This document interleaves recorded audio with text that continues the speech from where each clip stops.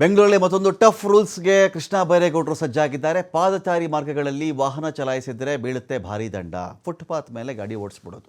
Main ರೋಡಲ್ಲಿ ಹೋಗ್ತಾ ಇರ್ತಾರೆ, ಸ್ವಲ್ಪ ಗಾಡಿಗಳು ಜಾಸ್ತಿ ಆಯಿತು, ಟ್ರಾಫಿಕ್ ಇತ್ತು, ದಟ್ಟಣೆ ಜಾಸ್ತಿ ಇತ್ತು ಅಂದರೆ ಫುಟ್ಪಾತ್ಗೆ ಬಾ, ಅಲ್ಲಿಂದ ಚಲಾಯಿಸ್ಕೊಂಡು ಹೋಗ್ಬಿಡು, ನಾನು ಯಾರು ಹೇಳೋರಿಲ್ಲ ಕೇಳೋರಿಲ್ಲ ಅಂತ ಹೇಳಿ 500 ರೂಪಾಯಿ ಇತ್ತಲ್ಲ ಮೊದಲು ಫೈನು, ಈಗ 500 ರೂಪಾಯಿ ಅಲ್ಲ.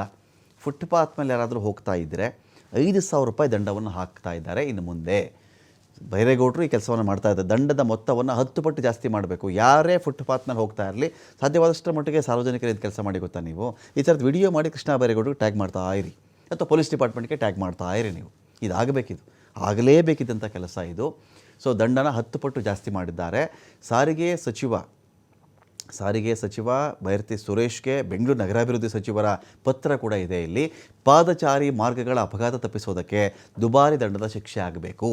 ಅಪಘಾತ ಆದರೆ ಪಾದಚಾರಿಗೆ ಕಠಿಣ ಕಾನೂನು ಕ್ರಮದ ಎಚ್ಚರಿಕೆ ಆಗಬೇಕು. ಇನ್ನೊಂದು ಕಡೆಯಲ್ಲಿ ಈ ಒನ್ ವೇಲ್ ಬಂದುಬಿಡ್ತಾರೆ, ಅವ್ರಿಗೂ ಇದಾಗಬೇಕು.